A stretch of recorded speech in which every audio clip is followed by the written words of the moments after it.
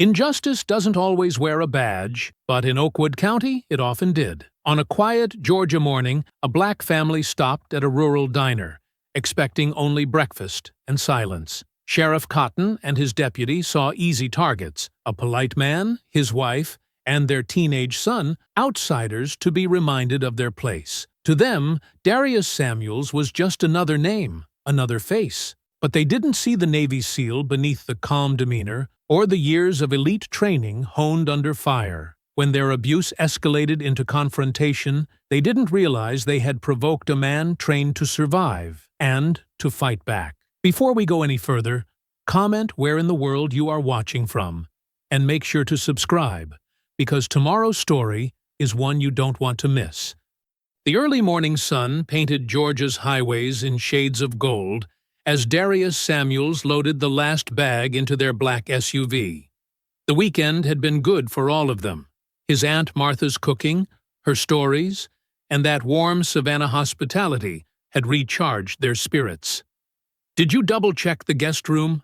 Tasha called from the passenger seat, her reading glasses perched on her nose as she reviewed their route home on her phone. "Yes, ma'am," Darius replied with a smile, his voice carrying that gentle authority that came so naturally to him. "And I checked the bathroom, the kitchen, and even under the porch swing, where Malik likes to hide his phone when he's avoiding his AP physics homework." "Dad!" Malik protested from the back seat, looking up from his actual phone. "That was one time." "One time too many," Darius chuckled, closing the trunk with a solid thud. He walked around to the driver's side, his movements measured and precise, habits from his military days that had never quite left him. "Your mom and I didn't raise you to hide from challenges." Tasha reached over and squeezed her husband's hand as he settled into the driver's seat. "No, we raised him to face them head-on, just like his father." The engine hummed to life, and they pulled away from Aunt Martha's little blue house with its white trim and overflowing flower boxes. Darius adjusted the rearview mirror, catching a glimpse of his son's reflection. Malik had grown so much in the past year, not just in height, but in confidence. The boy who once hid his phone to avoid physics was now talking about engineering scholarships. "So," Malik leaned forward between the front seats, "can we talk about what Aunt Martha said about your SEAL training? The part about you swimming with sharks?" Darius kept his eyes on the road, but a small smile played at the corners of his mouth. "Your aunt has a way of turning every story into a tall tale. It wasn't sharks. It was just very angry dolphins." "Very angry dolphins." Tasha raised an eyebrow. "Now that sounds like a story worth hearing." "Not much to tell," Darius shrugged, but his family knew better. That shrug always preceded one of his best stories. "Come on, Dad," Malik pressed. "You can't just leave us hanging like that." "Well," Darius began, merging onto the highway, "it was during my second phase of training. We were doing long-distance swimming exercises off the coast of San Diego." The story unfolded as the miles rolled by, punctuated by laughter and questions. Darius had a way of telling stories that made even the most intense situations feel like casual adventures. He never bragged about his accomplishments. In fact, most people never knew about his decorated military career unless they absolutely needed to. The morning stretched on, and the conversation drifted from dolphins to Malik's upcoming robotics competition to Tasha's plans for her third-grade class's science fair. The SUV's climate control kept them comfortable, despite the growing Georgia heat outside. "You know what I'm thinking about?" Tasha said, scrolling through her phone. "Breakfast. Real breakfast, not just coffee and granola bars." "I could eat," Malik agreed eagerly. "We passed like 3 Waffle Houses already. How about we try something local?" Darius suggested, his eyes scanning the upcoming exit signs. "Sometimes these little places have the best food." They drove for another 20 minutes, the highway giving way to more rural surroundings. Trees lined the road, their branches creating patterns of light and shadow on the asphalt.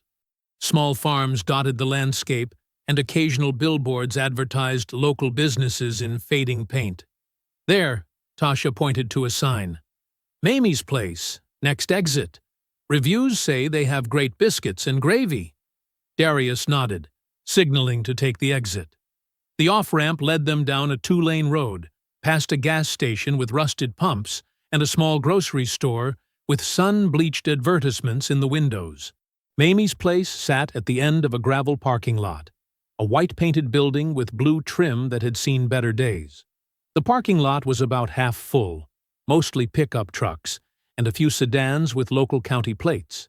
Darius pulled into a spot near the entrance, turning off the engine. The sudden silence was filled with the sound of gravel crunching under tires as another car pulled in behind them. "Well, this looks interesting," Malik said, unbuckling his seatbelt. His voice carried a note of uncertainty that made Darius glance in the rearview mirror again. "Sometimes the best meals come from the most unexpected places," Darius said, his tone casual, but his eyes already taking in every detail of their surroundings, another habit that never quite left him. They stepped out into the humid Georgia air. The smell of bacon and coffee drifted from the diner's open windows, mixing with the scent of pine trees and hot asphalt. A bell jingled as Darius held the door open for his family. The interior of Mamie's Place was like stepping back in time. Red vinyl booths lined the walls, their surfaces cracked and patched in places. A counter with chrome-edged stools stretched along one side, where a few older men in work clothes nursed coffee cups and spoke in low voices. The conversations didn't exactly stop when the Samuels family walked in, but they definitely faltered. Eyes turned their way, some curious, some unwelcoming, some quickly averted. A waitress behind the counter paused mid-pour, coffee pot hovering over a customer's cup. Malik's steps slowed as he took in the room. His eyes moved from face to face, then fixed on something near the kitchen window. There, partially hidden behind a rack of coffee mugs, hung a Confederate flag, its edges yellowed with age and cooking grease. Darius noticed his son's tension, but kept his own expression neutral. He'd seen that flag too many times to count, in too many places to remember. He'd learned long ago that reacting to every provocation only gave power to those who sought to provoke. Tasha's hand found his, squeezing gently. Her touch carried a message they'd shared countless times before. We're here together. We're strong together. The waitress seemed to shake herself out of her surprise and approached them, menus in hand. She was an older woman with graying hair pulled back in a tight bun, her name tag reading, Betty. "Welcome to Mamie's," she said, her voice professional, if not particularly warm. "3 for breakfast?" "Yes, ma'am," Darius replied, with the same calm politeness he'd use anywhere else. "A booth would be fine, if you have one available." Betty nodded, and led them to a booth near the front window. Malik slid in first, then Tasha, while Darius took the outer seat, his back to the wall. Another old habit that gave him a clear view of the entire diner. The vinyl squeaked under them as they settled in. Betty placed the menus on the table, pulled a pencil from behind her ear, and flipped open her order pad. "Coffee to start?" she asked. "Yes, please." Tasha smiled. "And orange juice for our son." "I'll have coffee too, Mom," Malik said, his voice carrying just a hint of challenge. He was 17 now, after all. "Coffee's fine," Darius nodded, giving his son a small smile. "3 coffees, please." Betty wrote it down and walked away, her shoes making soft sounds on the worn linoleum floor. The conversations around them had mostly resumed, though Darius could still feel occasional glances in their direction. Malik opened his menu, but wasn't really looking at it. His jaw was set in a way that Darius recognized. The same expression he'd worn when he was 8, and kids at school had made comments about his hair when he was 12, and a teacher had suggested he might be more comfortable in a different math class when he was 15 and a security guard had followed him through a department store. "The biscuits and gravy do look good," Tasha said, her voice deliberately light as she studied her menu. "And look, they have those hash browns you like, Malik, the ones with cheese and jalapenos." "Yeah," Malik replied, but his eyes kept drifting to that flag by the kitchen window. Darius reached across the table and tapped his son's menu gently. "Focus on what's important right now, son. We're hungry, they have food, and your mother's right. Those hash browns do sound good." It was a lesson he'd taught Malik many times. Choose your battles. Know when to fight and when to simply exist in a space, claiming it through your presence rather than your protest. Sometimes just sitting calmly in a booth, ordering breakfast, and taking up space was its own form of resistance. Betty returned with 3 coffee cups and a pot. She poured carefully, steam rising in the morning light that streamed through the window. "Ready to order?" Before anyone could respond, the bell above the door jingled again. Heavy boots clunked on the floor, accompanied by the subtle creak of leather gear. Darius didn't need to turn around to know who had just walked in. He'd heard that particular combination of sounds too many times before. The diner's atmosphere shifted subtly. Some customers straightened in their seats, while others seemed to shrink slightly. Betty's hand tightened almost imperceptibly on the coffee pot. "Morning, Officer McAllister," someone called from the counter. "Morning, folks," a voice replied, followed by more boot steps moving deeper into the diner. Malik's eyes met his father's across the table. Darius gave him a nearly imperceptible nod, a gesture that said, "Stay calm. We're fine. We're just having breakfast." Betty cleared her throat softly. "About those orders?" "Yes," Tasha said, her voice steady and clear. "I'll have the biscuits and gravy with a side of fruit, please." The sound of the boots grew closer as Betty wrote down Tasha's order. Darius could feel his son's leg bouncing slightly under the table, not from fear, but from that particular kind of tension that came from being young, being black, and being watched. "And for you, sir?" Betty turned to Darius, her pencil poised above her pad. The boots stopped somewhere behind their booth. Darius kept his eyes on the menu, his voice carrying the same calm politeness as before. "I'll have the breakfast special. Eggs over easy, and yes, those hash browns with jalapenos sound perfect." The morning sunlight streamed through the diner's windows, casting long shadows across their booth. Betty stood with her order pad, turning to Malik last. Her pencil tapped against the paper impatiently. "And for you, young man?" Her tone was different now, sharper, more clipped than when she'd addressed his parents. Malik straightened in his seat. "The French toast combo, please, with bacon."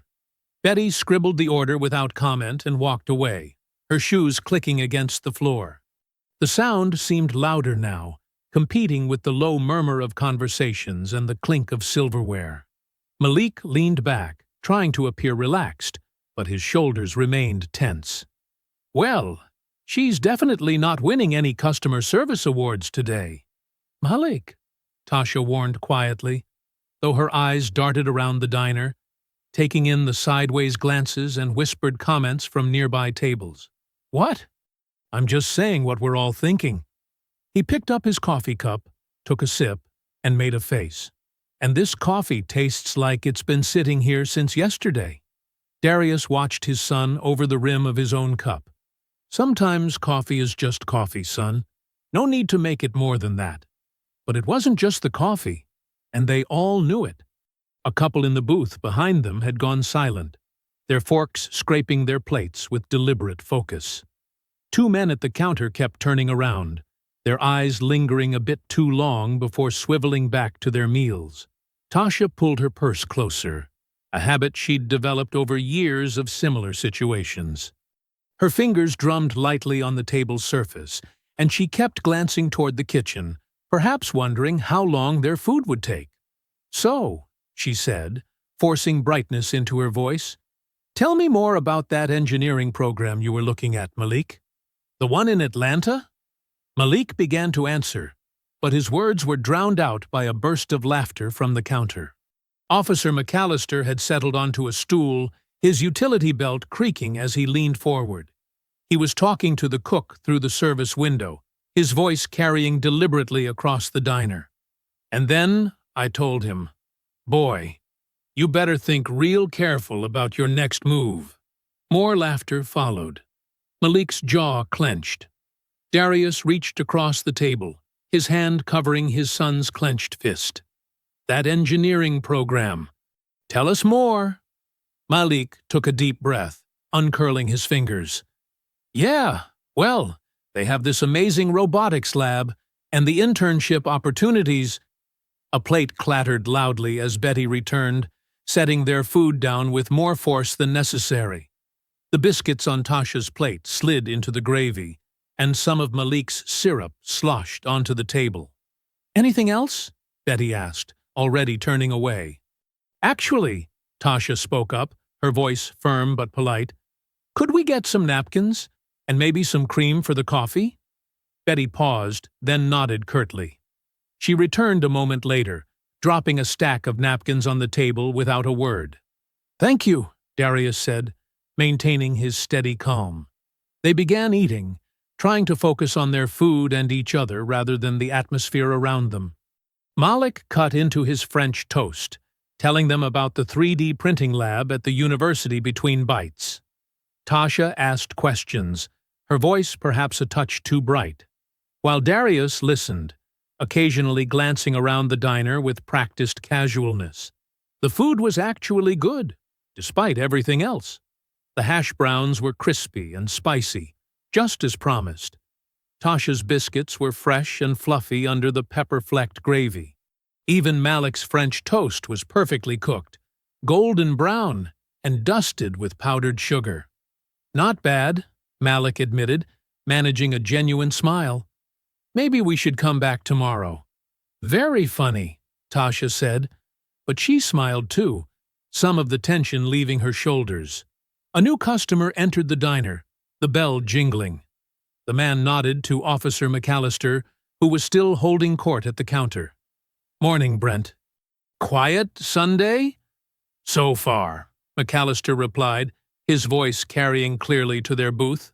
"Just keeping an eye on things. You know how it is these days. Can't be too careful." Tasha's fork paused halfway to her mouth. She set it down slowly, her appetite visibly diminishing. Her eyes met Darius's, carrying years of shared understanding about moments like these. Malik stabbed at his remaining French toast. "Mom, you okay? You've barely touched your food." "I'm fine, baby," she said, picking up her fork again. "Just taking my time." The diner had grown quieter, conversations dropping to murmurs. The sound of Officer McAllister's voice seemed to fill the space, each word landing like a stone in still water. "You know what I always say," McAllister continued, swiveling on his stool to face the diner at large. "A uniform means something in this town. Demands respect." A few customers nodded in agreement. Others suddenly became very interested in their meals. The cook had disappeared from the service window. Darius cut his eggs with precise movements, his posture unchanged, but his eyes never stopped moving, tracking every shift in the room, every meaningful glance, every subtle movement. He'd learned long ago that situations like these could turn in an instant. "Dad," Malik said quietly, "maybe we should—" "Finish your breakfast, son," Darius replied, his voice low but firm. "We have every right to be here." Betty appeared with the coffee pot, refilling cups around the diner. She moved quickly, efficiently, not making eye contact with anyone. When she reached their table, her hands shook slightly, sloshing a few drops onto the tablecloth. "Sorry," she muttered, the first hint of something other than curtness in her voice. Was it fear? Shame? She hurried away before anyone could respond. Tasha dabbed at the coffee drops with a napkin, her movements controlled, but her fingers trembling slightly. She'd been through enough similar situations to recognize the signs, to feel the weight of what might come next. At the counter, Officer McAllister finally turned fully in their direction. His eyes moved over their family with deliberate slowness, lingering on each of them in turn. His lips curled into a smirk that never reached his eyes. "Well, well," he said, just loud enough to carry. "Looks like we've got ourselves some visitors." The diner seemed to hold its breath. Conversations stopped mid-sentence. Forks paused halfway to mouths. Even the sizzle from the grill seemed to quiet. Darius continued eating, each movement measured and calm. Beside him, Tasha straightened her spine, her chin lifting slightly. Malik looked between his parents, trying to mirror his father's composure, but unable to completely hide the anger flickering in his eyes. McAllister's smirk widened as he watched their reactions, or lack thereof. He turned back to the counter, but his posture made it clear he wasn't done. His hand rested casually on his utility belt, fingers drumming near his holster. The morning sun continued to stream through the windows, but the warmth seemed to have gone out of it. The good food turned tasteless in their mouths. The coffee grew cold in their cups. And still, they sat with dignity, finishing their breakfast as if nothing was wrong, as if the weight of what was coming wasn't settling over their table like a heavy shadow.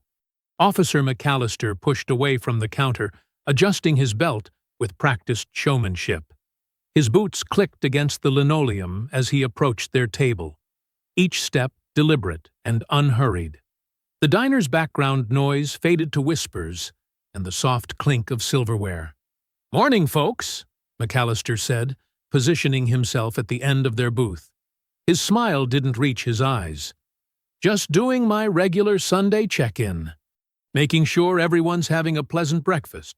Darius nodded once, polite, but reserved. "Everything's fine, officer. Thank you."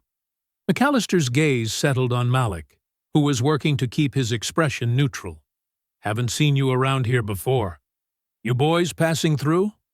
"On our way home from visiting family," Tasha answered, her voice steady despite the tension in her shoulders. "Is that right?" McAllister pulled out his notepad, though he didn't write anything down. "Interesting timing.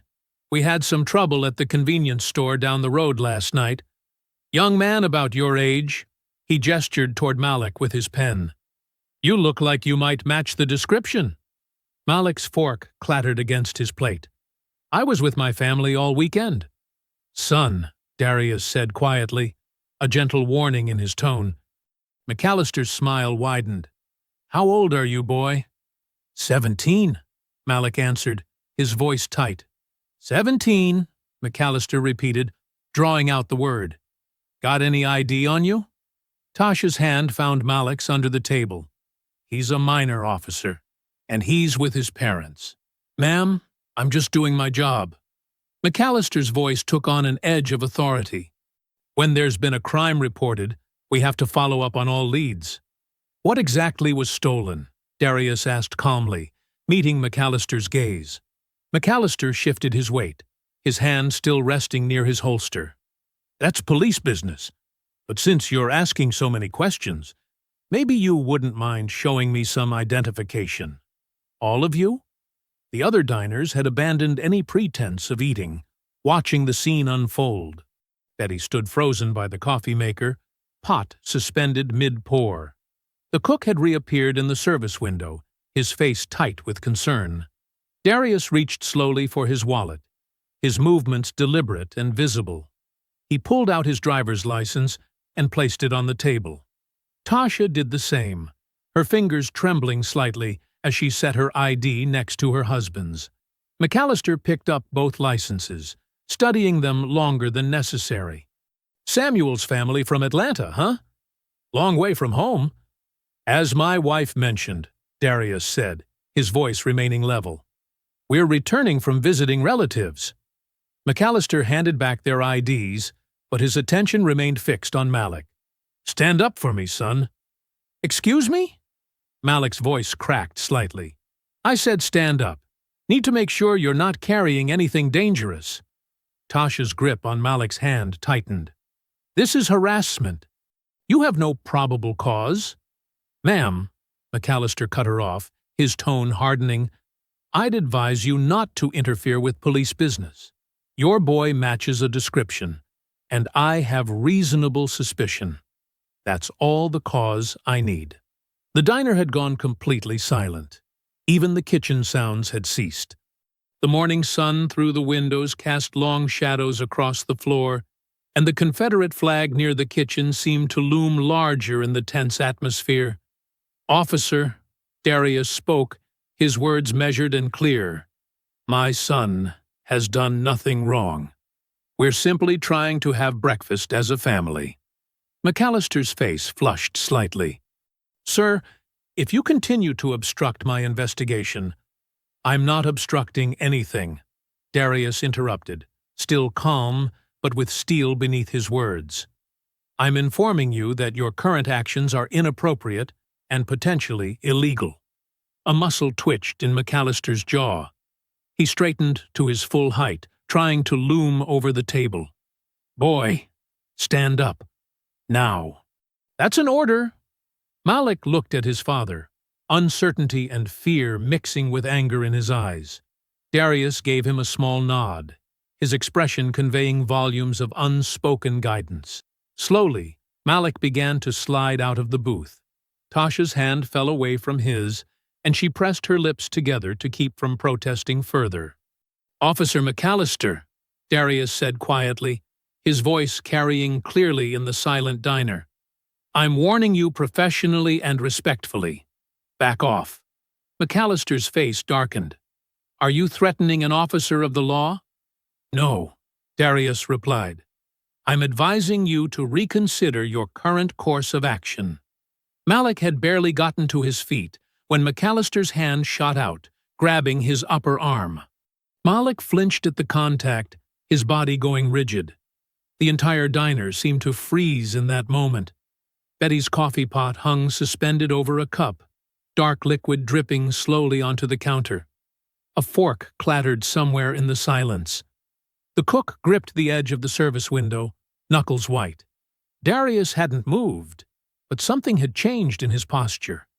The calm was still there, but now it felt different, like the stillness before a storm, like a coiled spring waiting to release. Tasha's hands were flat on the table, her wedding ring catching the morning light.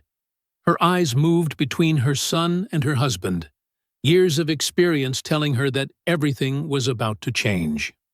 McAllister's fingers dug into Malik's arm, but the officer's confidence seemed to waver as he registered the shift in the atmosphere. His other hand stayed near his holster, but there was a new uncertainty in his stance. Malik stood perfectly still, his father's lessons running through his mind. Stay calm. Don't react. Let them make the first mistake. His heart hammered in his chest, but he kept his breathing steady, just like Darius had taught him. The sun continued to stream through the windows, casting stark shadows across the scene. The Confederate flag hung limp and silent, a witness to what was unfolding. Time seemed to stretch like pulled taffy, each second extending into an eternity of held breath and racing hearts. No one in the diner moved. No one spoke. They all waited, watching, as the morning air grew thick with tension, and the weight of what would happen next pressed down on them all like a physical force. McAllister's fingers tightened on Malik's arm, but his eyes were locked on Darius now, perhaps finally sensing that he had made a grave miscalculation. But pride and anger kept his hand where it was, even as doubt began to creep into his expression. The moment balanced on a knife's edge, ready to tip one way or the other. And still, they all waited, frozen in this tableau of power and resistance, of authority and dignity, of right and wrong. What happened next occurred so quickly that most of the diner's patrons would later struggle to describe it in detail. But those few seconds would replay in their minds for years to come, like a scene from a movie played in slow motion. Darius moved with the fluid grace of a dancer and the precision of a surgeon.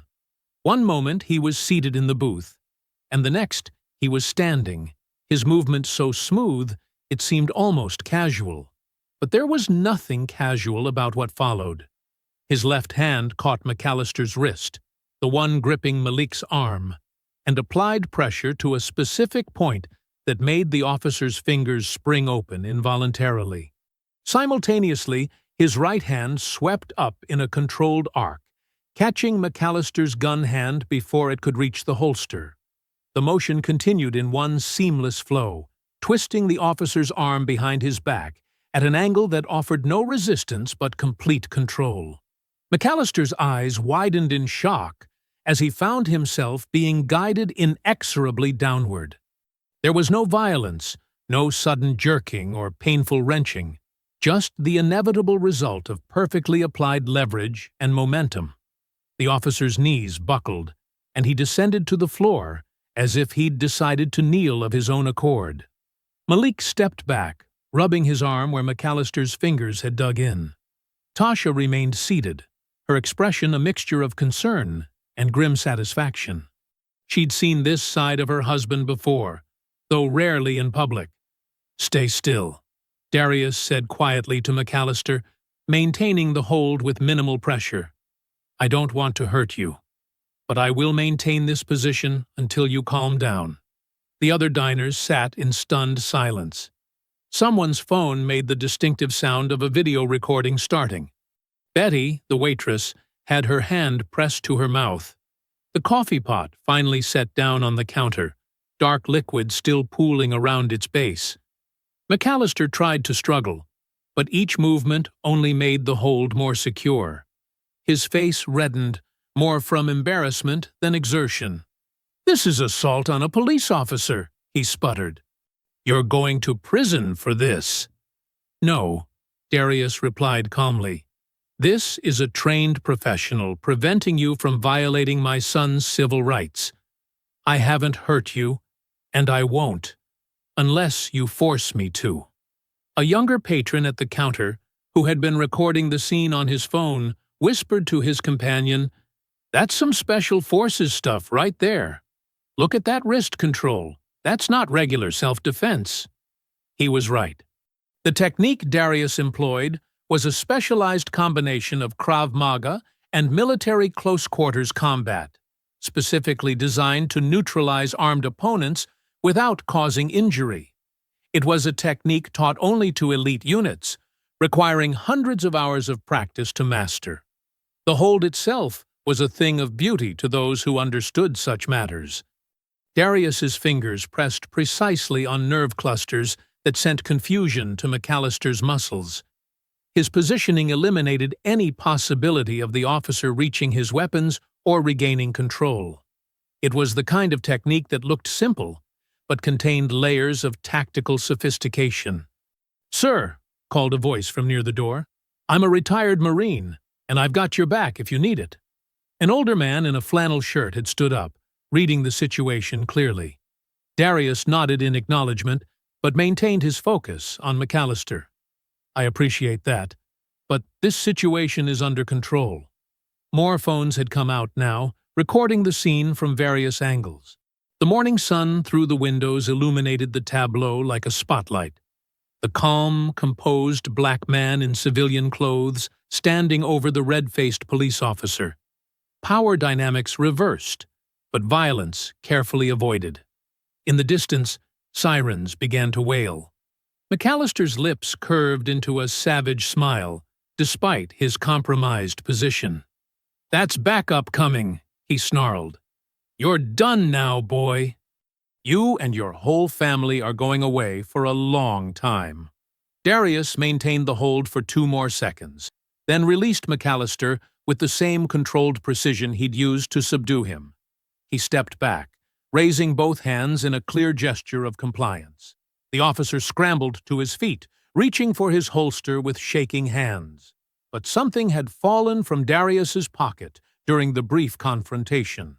His ID wallet lay open on the floor, its contents clearly visible to everyone nearby.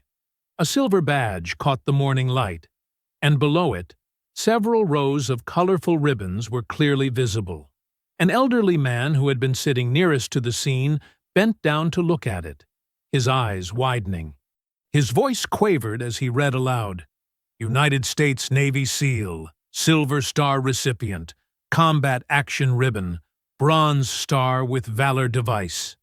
He looked up at Darius with newfound understanding. "Son, you're a decorated Navy SEAL."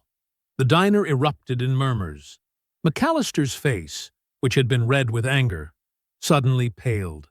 The sirens grew louder, but now they seemed to carry a different meaning, like the approaching sound of consequences, though perhaps not for whom the officer had intended. The cook in the kitchen window let out a low whistle. Betty, still frozen by the counter, looked like she might faint. The retired Marine by the door stood a little straighter, offering a subtle nod of respect. Malik and Tasha remained perfectly still, their faces masks of controlled emotion. They'd been through similar situations before, knew the drill. Stay calm, let Darius handle it. Document everything. Malik's phone was out now, too, recording steadily. More details of Darius's credentials became visible as the ID wallet lay open on the floor.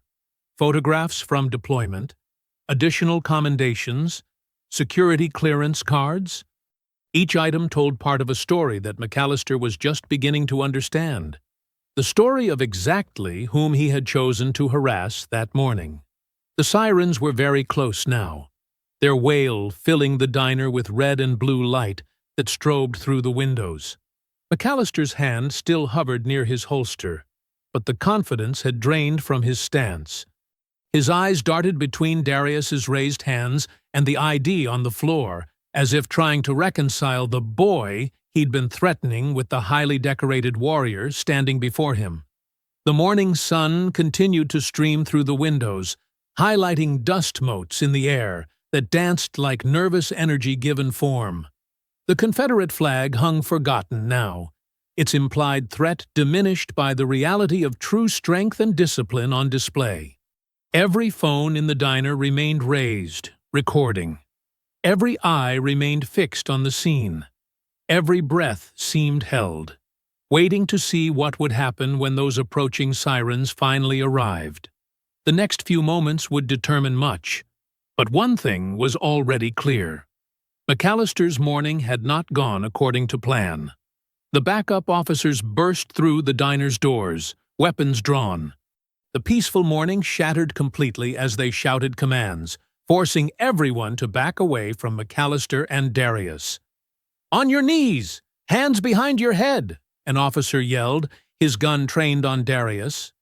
Darius complied smoothly, his movements deliberate and calm. He'd been in worse situations, faced deadlier threats. This was familiar territory, though the injustice of it burned in his gut. "Wait!" The elderly man who had read Darius's credentials scrambled forward, ID wallet in hand. "Officers, there's been a mistake. This man is a decorated Navy SEAL." McAllister snatched the wallet and shoved it into his pocket. "This thug assaulted a police officer," he announced, voice pitched to Carrie. "He's under arrest." Tasha stood up, her teacher's authority ringing in her voice. "That's a lie. Officer McAllister was harassing our son." "My husband only." "Ma'am, step back or you'll be arrested too," McAllister snapped, color returning to his face as he regained control of the situation. "Mom, they can't do this!"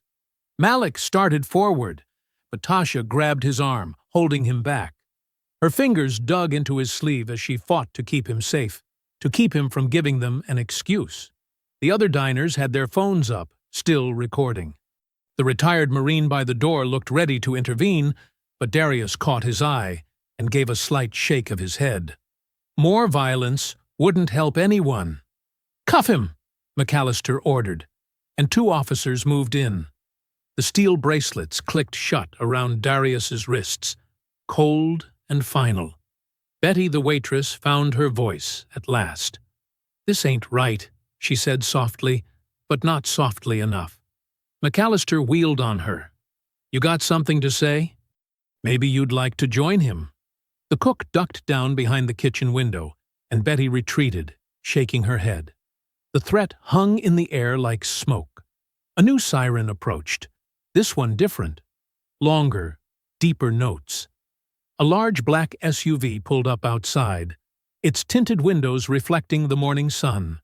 Sheriff Dale Cotton stepped out, his brass star catching the light as he adjusted his gun belt. The sheriff was tall and lean, with iron-gray hair and eyes like chips of blue ice. He moved with the easy confidence of a man used to absolute authority in his domain. The other officers straightened as he entered, while McAllister's face showed relief. Cotton surveyed the scene with practiced efficiency. The phones still recording, the upset civilians, Darius on his knees, and the barely contained fury on Malik's face. His expression gave nothing away. "Clear the diner," he ordered. When no one moved immediately, he added, "Now, or we start collecting phones and witnesses for obstruction." The threat worked. People began filing out, though many lingered just outside the windows, still trying to record. The retired Marine was the last to leave, shooting Darius a look of apology. "Sheriff," Tasha stepped forward, her voice steady despite her fear. "My husband was defending our son from harassment. He's a decorated veteran." "Ma'am," Cotton cut her off, his tone professionally sympathetic but firm. "I understand you're upset, but assaulting an officer is a serious offense, regardless of military service. We'll sort this out at the station." He turned to McAllister. "Transport him to the County Force substation." "No booking yet. I want to handle this carefully." Malik caught the undertone in those words. "Mom," he whispered, "they can't just—" "Quiet," Tasha breathed, squeezing his arm harder. She'd heard it too. Two officers hauled Darius to his feet. He stood straight-backed, dignity intact despite the handcuffs. "Tasha," he said calmly, "call Jackson at the firm.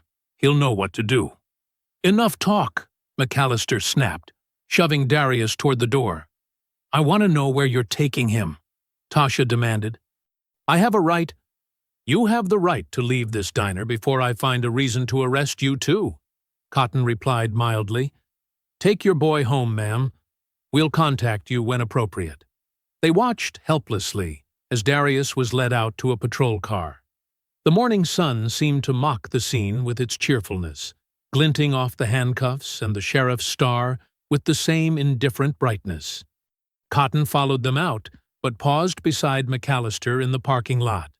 The two men stood close, their voices low and private. "County 4 is off the main grid," Cotton murmured. "No cameras, no records. Keep him there until I say different." His cold eyes tracked Darius being placed in the back of the patrol car. "We bury this deep. He doesn't walk out unless I give the word." "Understood?" McAllister nodded, a mean smile playing at the corners of his mouth. "Yes, sir. Understood completely." The patrol car pulled away, carrying Darius toward the remote substation. Inside the diner, Tasha held Malik close, her teacher's mind already planning, calculating, remembering every detail. She watched the sheriff's black SUV follow the patrol car, both vehicles disappearing around a bend in the road. The motel room's ancient air conditioner rattled and wheezed, barely cutting through the thick Georgia heat. Tasha sat on the edge of the sagging bed, her phone pressed to her ear, listening to yet another endless ring. Beside her, Malik paced the worn carpet, his footsteps making the same six-step pattern over and over. "Nothing?" he asked as she lowered the phone. Tasha shook her head. "That's the fifth law firm." "Not even voicemail!" Her voice cracked slightly. "Something's wrong. They can't all be closed on a Sunday evening." Malik's fists clenched. They're blocking us, just like Dad's friend Jackson. His number won't even connect anymore. The cheap digital clock on the nightstand blinked 7:43 p.m. in harsh red numbers. They'd been at this for hours, watching the sun sink, while their desperation rose.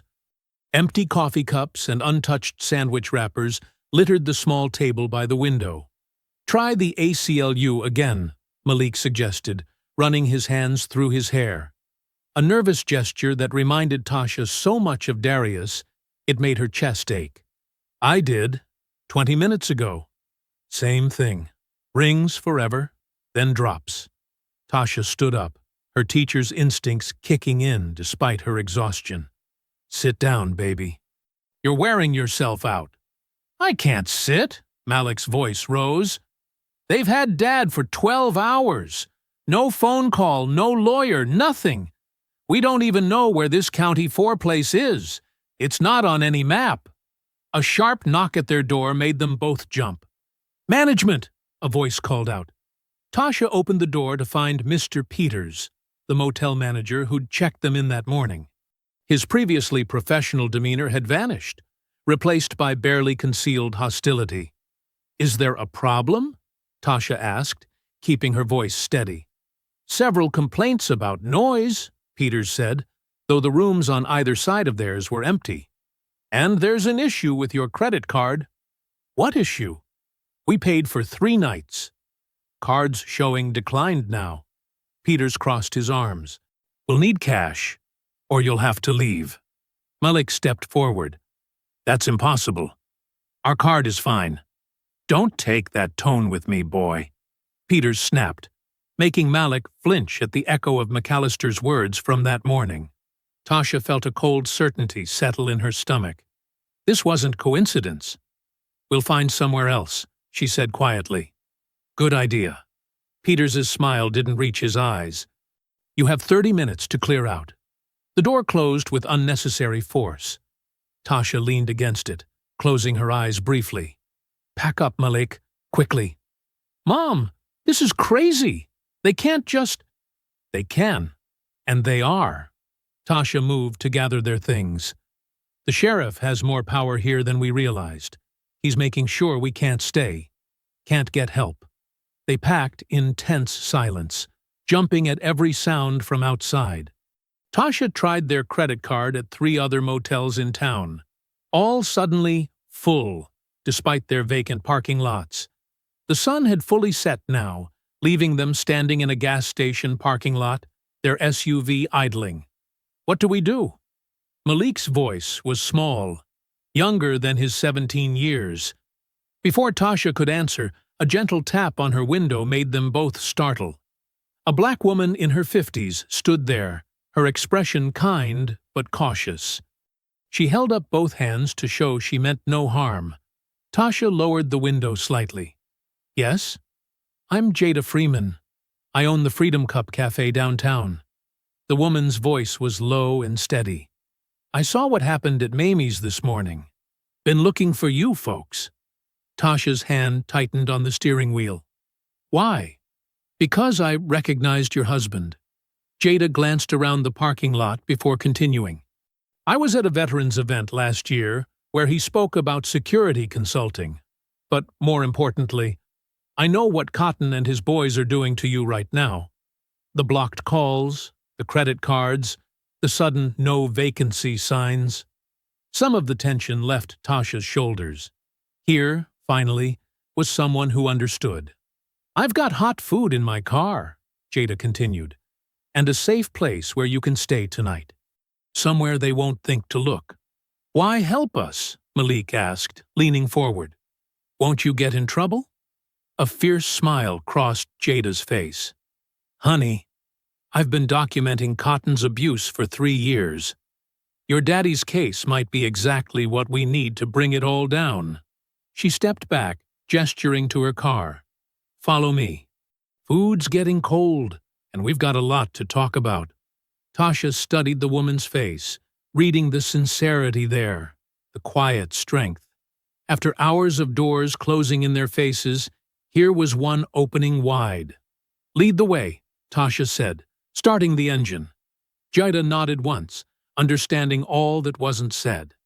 As they pulled out of the parking lot, following her sensible sedan through the darkening streets, Tasha felt the first stirring of hope since that morning. They weren't alone anymore.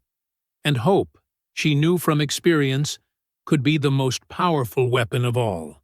Morning light filtered through the curtains of Jada's apartment above her cafe, casting warm stripes across a table covered in manila folders and newspaper clippings. The smell of fresh coffee and biscuits wafted up from the kitchen below. 3 years of documented incidents, Jada explained, spreading out the papers. Traffic stops that turned violent, mysterious overnight jail stays, people losing jobs after filing complaints. She tapped a particularly thick folder, all involving Sheriff Cotton or his deputies. Tasha picked up a photograph showing a young black man with a badly bruised face. Why hasn't anyone stopped this? Cotton's got connections. Jada poured more coffee into their mugs. State politicians, judges, business owners, they're all tangled up in his web. Anyone who speaks up finds themselves facing trumped-up charges or worse. Malik, who'd been quiet all morning, leaned forward. But you kept collecting evidence anyway? Someone has to. Jada's voice was firm. I started after they roughed up my nephew during a traffic stop, planted drugs in his car, tried to give him 10 years. We got lucky, had video proving the officer placed the evidence, but the footage disappeared from evidence, and the department cleared themselves of wrongdoing. She pulled out her phone, tapped a few times, and handed it to Tasha. Speaking of footage, this is from yesterday. The video was grainy, shot from across the diner. Even with the poor quality, the scene was clear. McAllister grabbing Malik, Darius's controlled response, the ID falling. Most importantly, it showed McAllister ignoring Darius's credentials and escalating the situation. This is exactly what we need, Tasha said. Her teacher's voice steady despite her racing heart. But we'll need a lawyer who won't back down when Cotton applies pressure. What about Cousin Marcus? Malik suggested. He handles civil rights cases in Atlanta. Marcus Turner? Tasha was already pulling out her phone. He's far enough away that Cotton can't touch him easily. She dialed, holding her breath through each ring. Unlike yesterday's calls, this one connected. Cousin Marcus, it's Tasha Samuels. She took a deep breath. We need your help. Darius has been arrested. She explained the situation while Jada and Malik listened. Marcus's responses grew increasingly concerned. They're holding him without charges? Marcus's voice was sharp enough that Tasha had put him on speaker. That's illegal. They have to either charge him or release him within 48 hours. Sheriff Cotton's keeping it off the books, Jada cut in. I'm Jada Freeman. I've been documenting similar cases. Ms. Freeman, I've heard about your work. Marcus's tone shifted to professional interest. If you have evidence of a pattern, combined with this new footage, we could build something significant. But first, we need to get Darius out. Can you help? Tasha asked. I'll take the case. But I need to file emergency motions in Atlanta first. If you can get to the jail, try to see him. Establish that they're denying access. Document everything. They ended the call, and Jada immediately stood. I'll drive. They know my car, but they're used to seeing me around. Less suspicious than your SUV. The county jail sat on the outskirts of town, a squat brick building surrounded by chain-link fence topped with razor wire. The parking lot was nearly empty when they arrived, just a few patrol cars and a prisoner transport van. Inside, the fluorescent lights buzzed overhead as they approached the front desk. A deputy looked up lazily, his expression changing to recognition when he saw Jada. We're here to visit Darius Samuels, Tasha said firmly. The deputy picked up his phone without breaking eye contact. A moment later, heavy footsteps approached from the corridor. Sheriff Cotton emerged, his badge gleaming under the harsh lights. He wore the same cold smile he'd had at the diner. "Mrs. Samuels," he drawled. "I'm afraid your husband isn't available for visitors." "He has the right to see his family," Tasha countered. "Not while he's under investigation." Cotton's smile didn't waver. "No visitors. Investigation for what?" Malik stepped forward, fists clenched at his sides. "You haven't even charged him with anything!" Cotton's gaze shifted to Malik, something dangerous flickering in his eyes. "Boy, you do well to mind your tone in my jail." Tasha placed a steadying hand on Malik's shoulder, feeling the tension vibrating through him. Jada moved closer, her presence a silent support. "We have a lawyer," Tasha said evenly. "He'll be filing motions today." "File whatever you like." Cotton spread his hands. "But right now, Mr. Samuels is unavailable. No visitors." Malik's fists tightened further, his knuckles white with restraint. Tasha squeezed his shoulder, knowing they'd gotten what they came for. Proof of Cotton's obstruction. But standing there, watching the sheriff's smug satisfaction, knowing Darius was somewhere in this building, unable to reach him, it took every ounce of her self-control not to scream. The cell was 8 feet by 10. Darius knew because he'd measured it in careful heel-to-toe steps during his first hour there.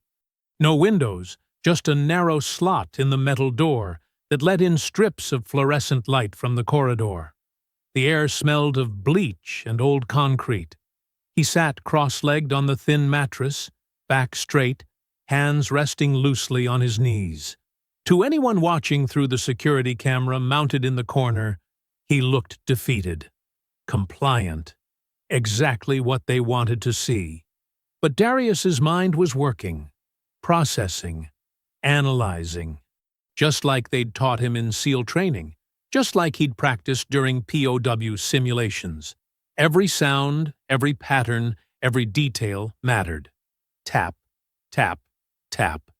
Heavy boots, male guard, favoring his left leg. Probably the one who'd brought lunch, turkey sandwich, no mayo, like they were doing him a favor. 312 steps from the main security door to his cell, with 2 checkpoint gates in between. Click. Whir. The camera in the corner adjusted slightly. It swept left to right every 47 seconds, with a 3-second pause at each end. The housing was loose, probably from years of humidity and neglect. A small detail, but details kept you alive. Darius closed his eyes, appearing to meditate. In reality, he was building a mental map. The guard rotation changed every 8 hours. 3 different walk patterns. The limping guard who kept strict time, the younger one who dawdled near the cells, and the night shift guy who wore squeaky boots and whistled country songs. The ventilation system kicked in with a rattle. Darius counted. 17 seconds of noise, perfect cover for any small movements. He'd noticed the loose wire in his bed frame during his first careful inspection. 6 inches of thin metal, barely visible unless you knew where to look. When the vents hummed again, Darius shifted position. To the camera, it looked like simple stretching. But his fingers worked quickly, extracting the wire with practiced precision. He kept it hidden against his palm as he resumed his cross-legged pose. Squeak, squeak. Night shift was starting early. Darius waited through 3 camera sweeps, timing his movements with the ventilation noise. The wire, bent just so, would create a subtle distortion in the camera's field of view. Not enough to trigger alarms, but enough to give him blind spots if he needed them. He thought of Tasha and Malik, pictured their faces in the diner, the fear in their eyes when McAllister had grabbed Malik, the fury when Cotton had ordered Darius into custody. The memory made his jaw tighten, but he kept his expression neutral. Cameras were always watching. Tap, shuffle, tap, new footsteps, unfamiliar rhythm. Darius's senses sharpened. The steps paused outside his door. Keys jingled, but the door didn't open. "Chow time!" a voice called, quiet but clear. Military cadence in those words, not local law enforcement. Darius didn't move. The food slot opened with a metallic scrape. A tray appeared, sliding through with precise movement. Professional, controlled. "Roger that," Darius responded, matching the tone. "A test, maybe. Or a message." The guard's shadow shifted. When he spoke again, his voice was barely above a whisper. "I know who you are." Darius remained still, every nerve alert. The guard continued, words measured and deliberate. "3rd Battalion, 2nd Marines, Afghanistan, '09. We heard about you there." A long pause. Darius could hear other guards chatting far down the corridor. The camera whirred through another sweep. "Don't give up," the guard murmured. "Some of us are still watching." The food slot closed with a soft click. The footsteps retreated, measured and steady. Darius listened until they faded completely, his mind already processing this new information. Not all allies wore obvious uniforms. He picked up the tray, noting how the sandwich was placed. Slightly off-center, covering something. A folded scrap of paper, barely larger than a fortune cookie slip. He palmed it smoothly, using his body to block the camera's view. The ventilation kicked in again. 17 seconds of cover. Darius used 12 of them to secure the wire in place, creating a subtle blur in the camera's sweep. The remaining 5 seconds were enough to slip the paper into a small tear he'd made in the mattress seam. Night was falling outside, not that he could see it, but he could feel it in the changing rhythms of the jail, the subtle shift in guard patterns. In his cell, Darius maintained his pose of meditation. To anyone watching, he was a man resigned to his situation. They didn't need to know about the wire, or the paper, or the precise map he'd built in his mind. They didn't need to know that every apparent sign of submission was actually a calculation. That's what they'd taught him in the SEALs. The best position is the one your enemy doesn't know you're taking. The night guard's squeaky boots approached, right on schedule. Darius counted the steps, added them to his mental blueprint. In the corner, the camera swept back and forth, its view now slightly distorted in ways only he would notice. He waited, patient and alert, while the jail settled into its nighttime routine. Judda's cafe was closed for the night, but light still spilled from its windows onto the empty street. Inside, she sat at a corner table with Tasha and Malik, her laptop open between them. The video from the diner played on the screen, grainy but clear enough to show what happened. "Are you sure about this?" Tasha asked, her hands wrapped tight around a cooling mug of tea. "What if they retaliate?" Jada's fingers hovered over the keyboard. "They're already retaliating. Keeping Darius locked up without charges? That's their retaliation. But they can't hide from this." Malik leaned forward, his face lit by the screen's glow. "Do it, Ms. Freeman. People need to see what really happened." The video showed everything. McAllister's aggressive approach, his hand grabbing Malik, Darius's controlled response. Most importantly, it captured the moment when Darius's ID fell, when the diner patrons realized who he was. Jada took a deep breath and clicked Upload. The progress bar filled slowly. Rural Georgia internet wasn't known for its speed. When it finished, she shared it to every platform she could think of. Twitter, Facebook, Instagram, TikTok. "Now we wait," she said.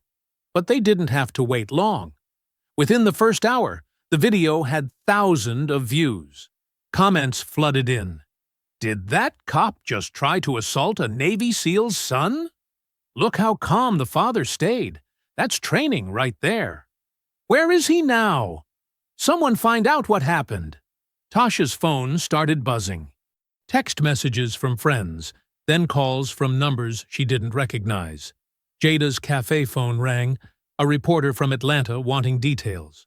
"It's working," Malik said, scrolling through his phone. "People are sharing it everywhere." Free Darius is starting to trend. Jada's laptop chimed with email notifications. Media requests poured in, local news, national networks, online publications. They all wanted the same thing, an interview with the family.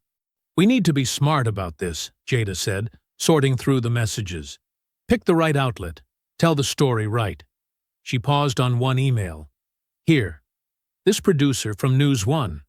They've covered police misconduct before. Did good work with it. Tasha read the email over her shoulder. The producer wanted to do a live interview via Zoom, prime time slot. They'd show the video, let Tasha tell their story. I'll do it, Tasha said. Her voice was steady now, anger replacing fear. They need to know who they're messing with. They spent the next hours preparing. Jada helped Tasha practice what to say, how to stay focused on the facts. Malik found photos of his father in uniform, images from award ceremonies that the public needed to see. The interview was set for 9 p.m. They used Jada's office, making sure the backdrop looked professional. Tasha sat straight-backed in front of the laptop, wearing her best blazer. Under the desk, her hands were shaking, but her face showed nothing but determination. The host's face appeared on screen. We're here with Tasha Samuels, wife of former Navy SEAL Darius Samuels, who was arrested yesterday in what appears to be a racially motivated incident. Mrs. Samuels, can you tell us what happened? Tasha told the story clearly, just as they'd practiced. When she described McAllister grabbing Malik, her voice didn't waver. When she explained how Darius defended their son, she emphasized his control, his professionalism. And your husband's military background, the host prompted. This was the moment they'd planned for. Tasha nodded to Malik, who sent the files to the producer. Images filled the screen. Darius in dress uniform, receiving honors. Darius shaking hands with two different presidents. Darius with his SEAL team, faces blurred for security. My husband served this country for 20 years, Tasha said. He received the Silver Star for valor in combat. He trained other SEALs in advanced tactical response. And now he's being held without charges because he protected our son from police harassment. Social media exploded. Viewers shared the interview in real time. New hashtags emerged. On SEAL Justice, Junt Veterans Persecuted, Antius Free Darius Now. The viewer count climbed past 100,000, then 500,000. In Jada's office, they watched the numbers grow. Messages of support flooded in from veterans groups, civil rights organizations, military families. The story was spreading faster than anyone could control. Look, Malik said, showing them his phone. Their small town was trending nationally. People were asking questions about Sheriff Cotton, about McAllister's record, about the history of police conduct in the area. Tasha stared at the screen, watching the view count rise, watching their private injustice become a public outcry. In her mind, she pictured Darius in his cell, not knowing any of this was happening. Not yet. The host's voice brought her attention back to the interview. Mrs. Samuels, what do you want people to know about your husband? Tasha looked directly into the camera. Behind her, Jada and Malik stood like sentinels, their faces set with shared purpose. The world was watching now. The truth was out. There was no going back. Sheriff Dale Cotton stood in his office, watching the interview replay on his computer screen. His face was tight, jaw clenched. Behind him, Officer McAllister paced like a caged animal. 500,000 views, Cotton muttered, clicking through social media posts. And climbing. He slammed his laptop shut. This ends now. 20 minutes later, Cotton's cruiser pulled up in front of Jada's cafe. The morning sun cast long shadows across the empty street. He adjusted his badge, making sure it caught the light just right. Inside, Jada was setting up for the breakfast rush. She looked up when the bell chimed, her expression hardening when she saw who it was. "We're not open yet, Sheriff." Cotton smiled, but it didn't reach his eyes. He walked slowly around the cafe, running his finger along a table surface. "Nice place you got here, Ms. Freeman. Be a shame if the health department found some violations." Jada continued wiping down the counter, her movements deliberate. "Everything's up to code. Just passed inspection last month." Inspections can be unpredictable. Cotton leaned against the counter. "Like those property taxes you're behind on." "I'm not behind on anything," Jada said, but her hand tightened on the cleaning cloth. "Records can be confusing." Cotton's voice was soft, almost friendly. "Sometimes payments get lost. Computer errors happen. Especially when business owners start causing trouble." Jada put down the cloth and faced him directly. "Are you threatening me, Sheriff?" "Just having a friendly chat about civic responsibility." He pulled out his phone, showed her a screen full of her social media posts. "Seems like you've been spreading some misleading information." "You mean the truth?" Jada's voice was steady, but her heart hammered. "That video shows exactly what happened." "Speaking of videos," Cotton said, "Officer McAllister's body cam tells a different story. It's being released to the media right now." As if on cue, Jada's phone buzzed. A local news site had posted a new video, grainy body cam footage showing Darius appearing to lunge at McAllister. The angles were odd, the audio scratchy. "That's not what happened," Jada said. "Anyone who was there knows it. It's official police evidence." Cotton straightened up, adjusting his belt. "Unlike some shaky cell phone video taken by troublemakers." Outside, a news van pulled up. Cotton smiled again.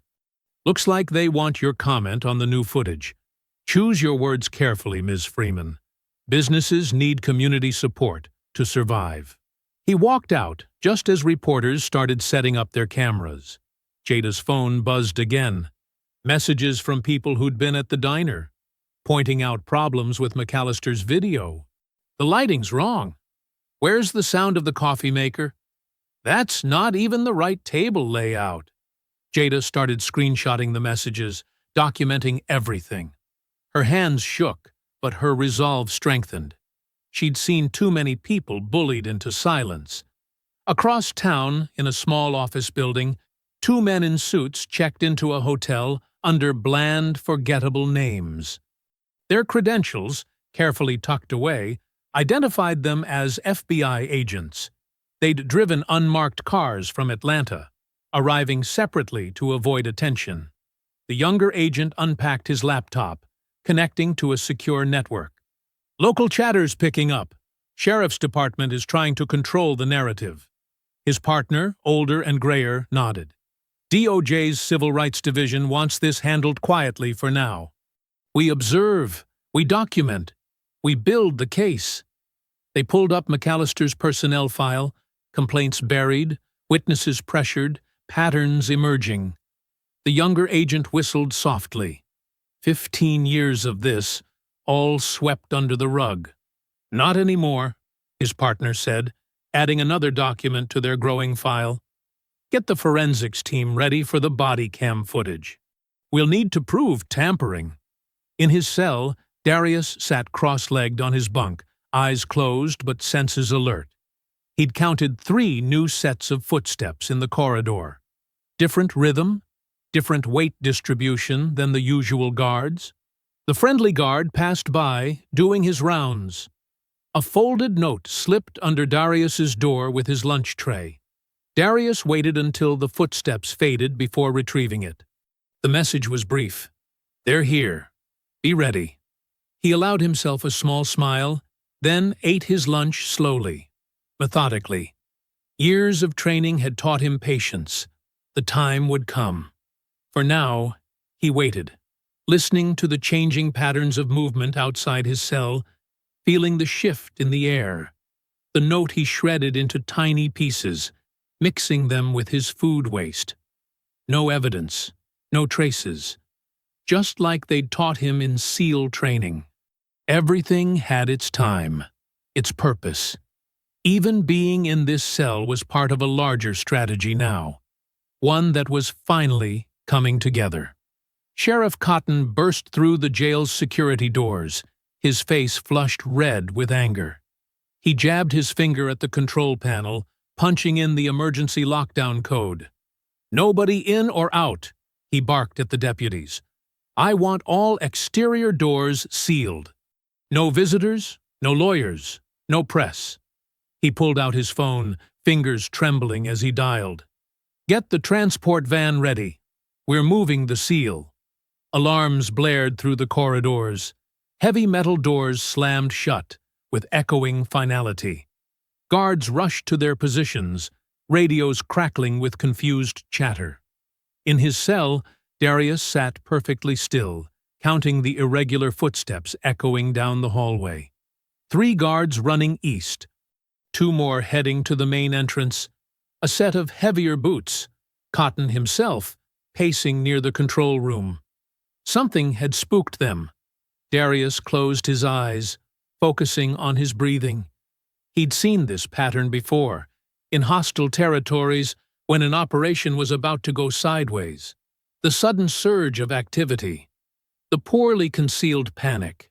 They were trying to move him. The friendly guard, Johnson, according to his nameplate, appeared at his cell, pretending to do a routine check. His eyes met Darius's for a fraction of a second. "Medical check in 10 minutes, Johnson announced loudly, for the benefit of the cameras. Then, barely a whisper, "Feds at the front gate. Cotton's trying to get you out the back." Darius gave an imperceptible nod. His muscles tensed, ready. He'd mapped every corner of this place, memorized every guard rotation. Now it was time to use that knowledge. 5 minutes later, Darius started his performance. He stumbled to his feet, swaying dramatically. His breakfast tray clattered to the floor. He pressed one hand against the wall, letting his knees buckle. "Help!" Johnson called out, right on cue. "Prisoner down!" The response was immediate. 2 deputies rushed to the cell, followed by Cotton himself. They found Darius on the floor, breathing heavily, clutching his chest. "Get him to the infirmary," Cotton ordered, "and keep it quiet. Last thing we need is more attention." They cuffed Darius before helping him up. Johnson and another deputy supported him between them, half dragging him toward the infirmary. Cotton followed close behind, barking orders into his radio. They passed through 2 security checkpoints. Darius kept his head down, counting steps. 20 paces to the next corner. 15 to the infirmary door. 10 to the security panel that controlled the east wing. Just before they reached the infirmary, Darius made his move. He straightened suddenly, driving his elbow back with surgical precision. It caught the second deputy just below the sternum, dropping him instantly. Before Cotton could react, Darius spun, still cuffed, using Johnson as a shield. "The panel!" Darius commanded. Johnson didn't hesitate. He slammed his hand on the emergency override, inputting a code that unlocked the entire east wing. Alarms screamed through the building. Cotton reached for his weapon, but Darius was faster. Even with his hands cuffed, he executed a perfect sweep kick, sending the sheriff sprawling. Cotton's head cracked against the wall, leaving him dazed. "Federal agents!" The shout echoed through the corridors. Heavy boots thundered on concrete. The FBI team moved in with practiced efficiency, weapons drawn. "Clear! Clear! Suspect secured!" They found Darius standing calmly by the security panel, Johnson beside him with hands raised. Cotton lay groaning on the floor, his weapon kicked well out of reach. "Special Agent Marcus," the lead agent introduced himself, showing his badge. "We've been looking for you, Mr. Samuels." "Took your time," Darius replied evenly. The agents secured the scene quickly, photographing everything. One of them checked Cotton for injuries, while another radioed for backup. Through the windows, camera flashes started popping. The media had arrived. Ready to walk out of here? Marcus asked, producing a key for the handcuffs.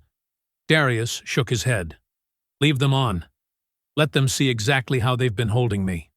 Marcus nodded, understanding. They walked together through the jail's main entrance, Darius still in cuffs, flanked by federal agents. Camera shutters clicked rapidly. Reporters shouted questions. The morning sun felt warm on Darius's face. Behind them, more agents led out a handcuffed Sheriff Cotton, his face twisted with impotent rage. His carefully constructed world was crumbling, and the cameras caught every second of it. Johnson watched from the doorway, a small smile playing at the corners of his mouth. Sometimes justice needed a little help finding its way. Through the crowd, Darius spotted Tasha and Malik pushing forward, their faces a mix of relief and triumph. But he kept his expression neutral, his posture straight. He'd been trained to maintain composure in any situation, and this moment deserved that same discipline. The media frenzy intensified as they approached the FBI vehicles. Questions overlapped. Mr. Samuels, how long were you held without charges? Did they deny you legal representation? What about Officer McAllister's body cam footage?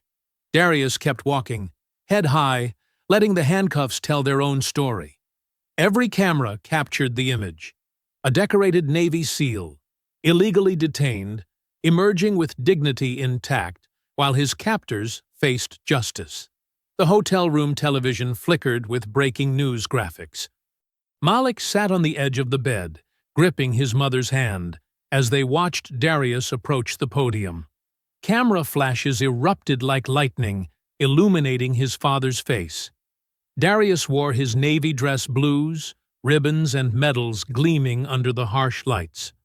The sight made Malik's chest tighten with pride and pain. His father looked exactly like what he was, a hero who'd been treated like a criminal. He looks so strong, Tasha whispered, wiping tears from her cheeks. After everything they did. The room fell silent as Darius adjusted the microphone. His expression remained composed, but Malik recognized the fire in his eyes, the same quiet intensity he'd shown that morning at the diner. Good afternoon, Darius began, his voice steady and clear. My name is Senior Chief Petty Officer Darius Samuels, United States Navy, retired. I've served this country through 4 combat deployments. I've bled for it. I've watched brothers die for it. He paused, letting the words settle. And last week, I was illegally detained in my own country for protecting my son from racial harassment. Cameras clicked rapidly. Reporters leaned forward, pens poised. They didn't break me, Darius continued, his gaze sweeping the room. But they've been breaking people like me forever. Malik felt tears rolling down his face. He remembered the helplessness of watching his father being handcuffed, the rage when they couldn't visit him, the fear of not knowing if he was safe. For 3 days, they held me without charges, Darius said. No phone call, no lawyer, just a cell and threats, and the assumption that I would break. His voice remained measured, but carried steel underneath. Sheriff Cotton and Officer McAllister thought their badges made them untouchable. They thought they could bury one more incident, silence one more voice, break one more black man. The camera panned to show Jada Freeman standing at the back of the room, nodding slowly. Other community members flanked her, their faces reflecting years of similar experiences. But they made a mistake, Darius continued. They assumed I would stay quiet to protect myself. They assumed I would take a settlement and disappear. He shook his head. That's not what I was trained to do. That's not what I taught my son to do. Tasha squeezed Malik's hand harder. On screen, their family attorney stepped forward, holding up a thick document. Today, I'm announcing a federal civil rights lawsuit against the Sheriff's Office, Oakwood County, and Officer Brent McAllister, Darius declared. Not just for what they did to me, but for every person they've silenced. Every illegal search, every false arrest, every threat, and every cover-up. The room erupted with questions. Reporters shouted over each other, but Darius raised his hand for silence. "We have evidence," he continued. "Witness statements, internal documents, body camera footage that was conveniently lost, and brave citizens like Jada Freeman who've been documenting these abuses for years." The camera showed McAllister's lawyer in the back, furiously typing on his phone. Sheriff Cotton was conspicuously absent, still in federal custody. "They offered me money to stay quiet," Darius revealed. "A generous settlement, they called it. But I didn't serve this country to watch its principals die in small-town jail cells. I didn't raise my son to accept injustice because fighting it might be uncomfortable." Malik straightened his shoulders, recognizing his father's words from countless dinner-table discussions about right and wrong, courage and compromise. "This lawsuit isn't about money," Darius emphasized. "It's about accountability. It's about making sure that no other father has to watch his son being harassed by those sworn to protect him.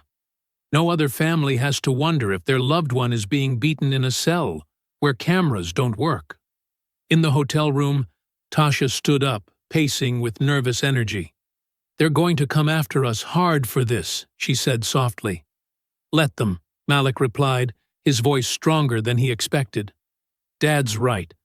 We can't stay quiet." On screen, Darius continued laying out the lawsuit's details. The allegations spanned years: racial profiling, evidence tampering, coordinated harassment of minority-owned businesses. Each point landed like a hammer blow against the wall of silence that had protected Cotton and his deputies. "To those who've suffered in silence," Darius said, "I hear you. To those who thought they were alone against this system, you're not anymore. And to those who abuse their authority, thinking no one will stand up to them," he paused, his expression hardening.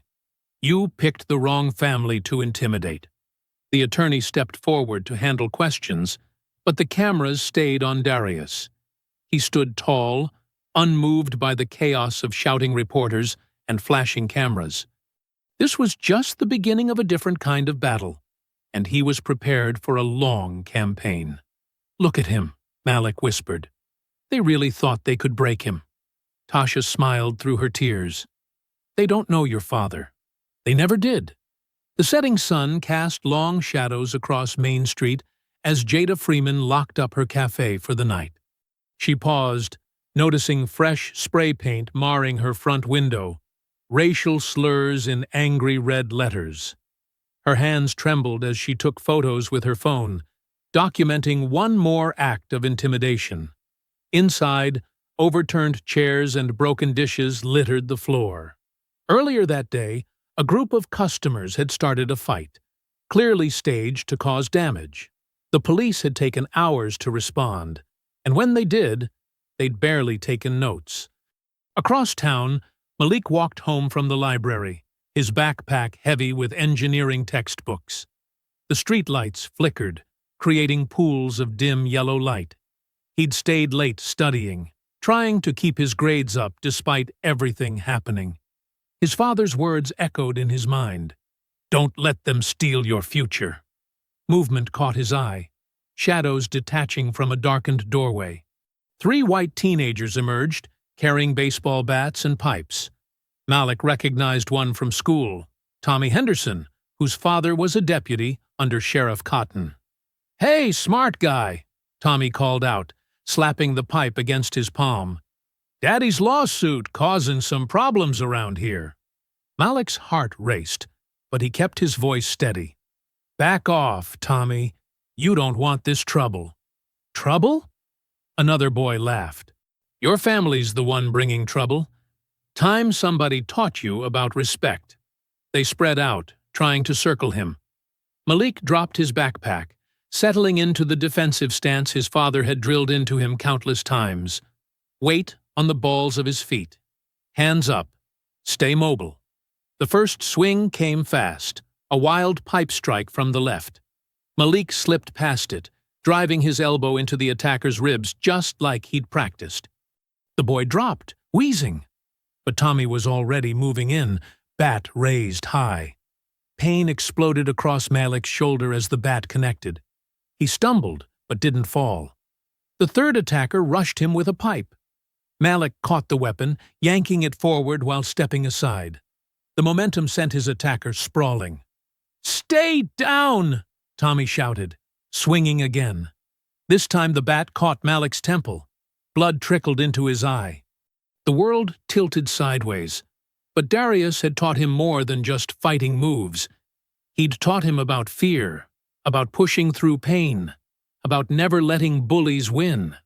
Malik surged forward, tackling Tommy around the waist.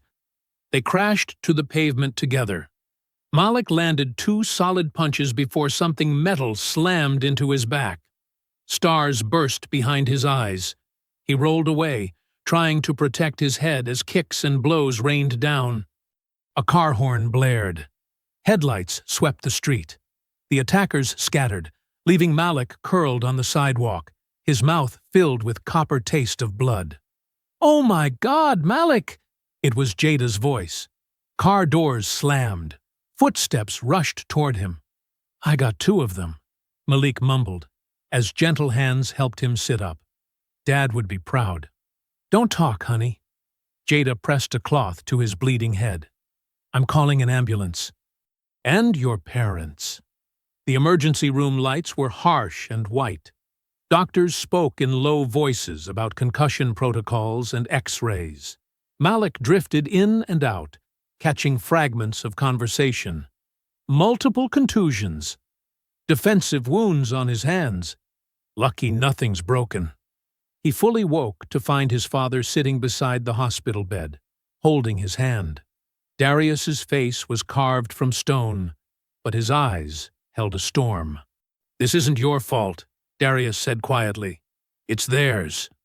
But now, we do this our way." Malik tried to nod, wincing at the movement. "I remembered what you taught me.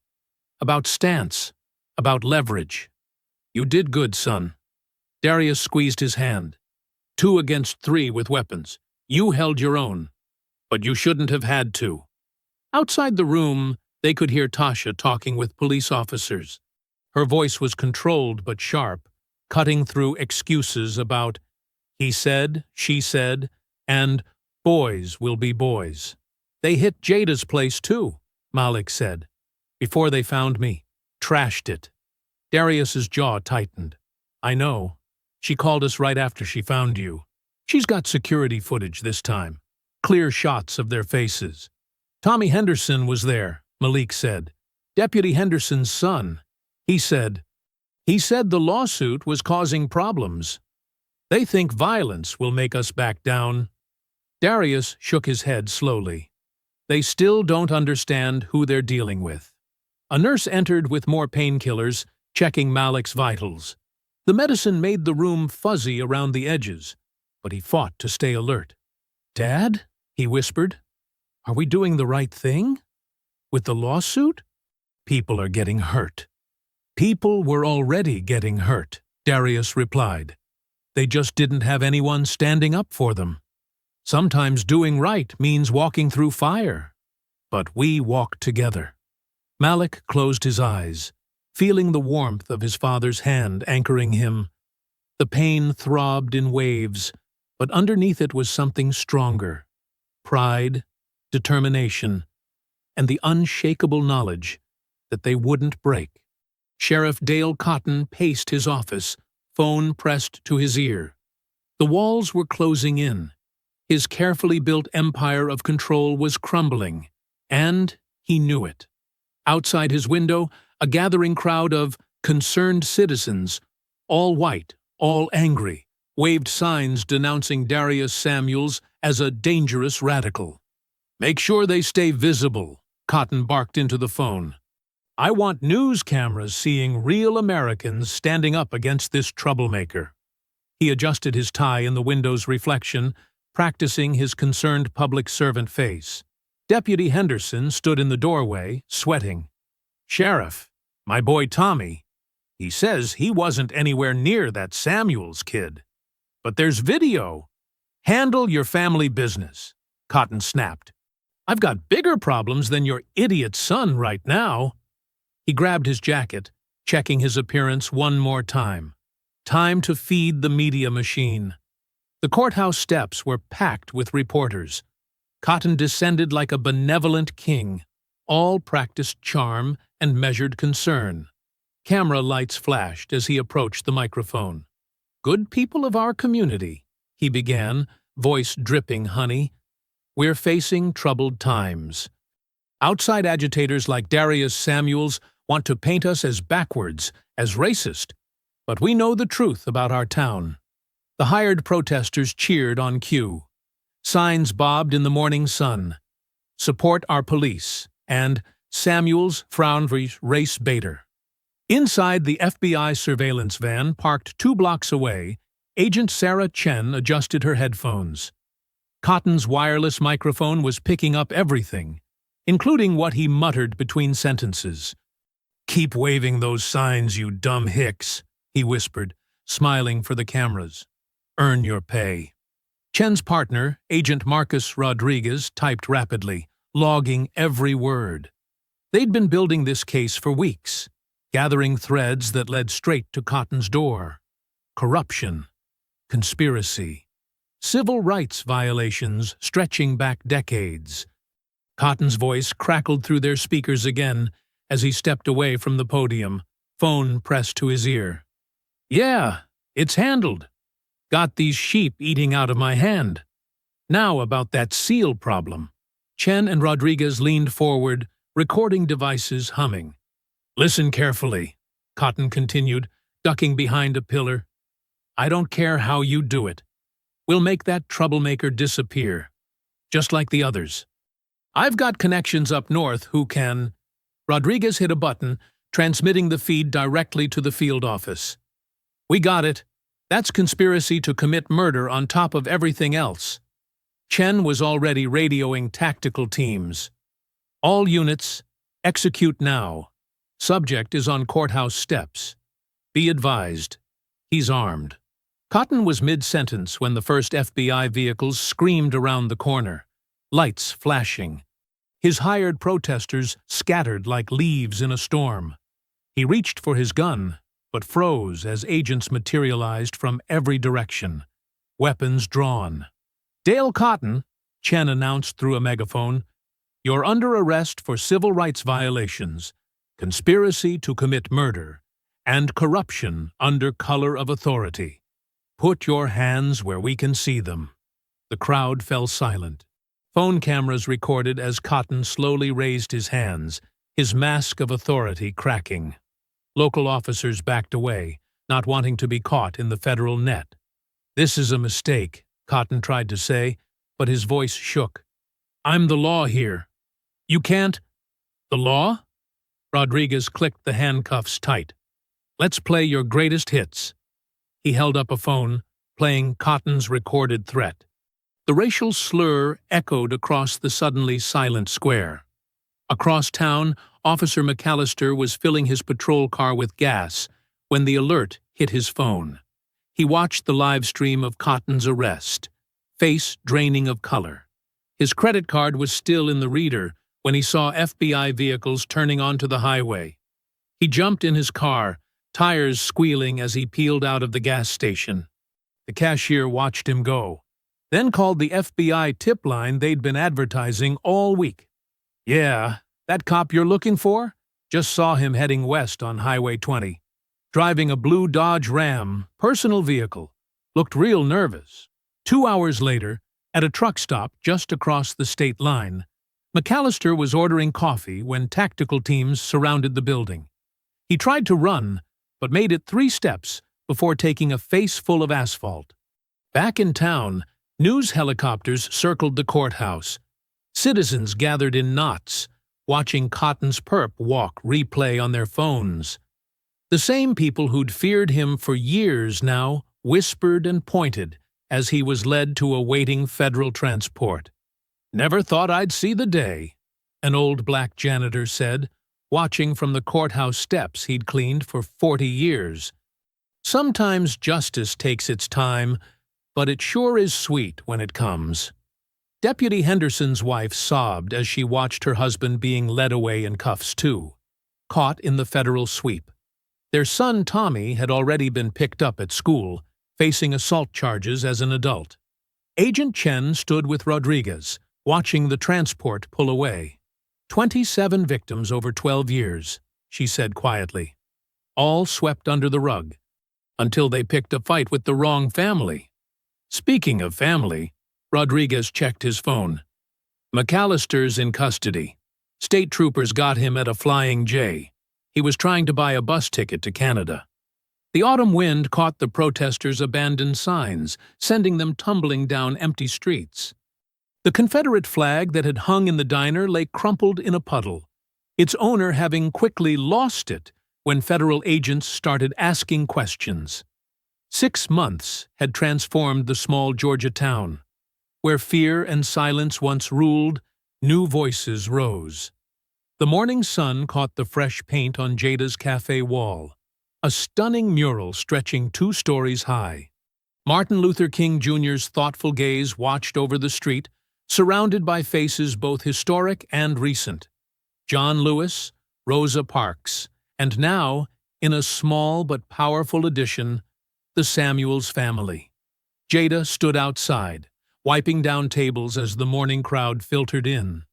Her cafe had become a symbol of resistance and renewal. The whites-only mindset that had haunted these streets for generations was finally cracking. "Morning, Ms." "Freeman!" called a young white officer, part of the new police force installed after the federal investigation. The old guard was gone, replaced by trained professionals who understood community policing. Inside, photographs lined the walls. Cotton in handcuffs, McAllister's mugshot, newspaper headlines documenting their fall.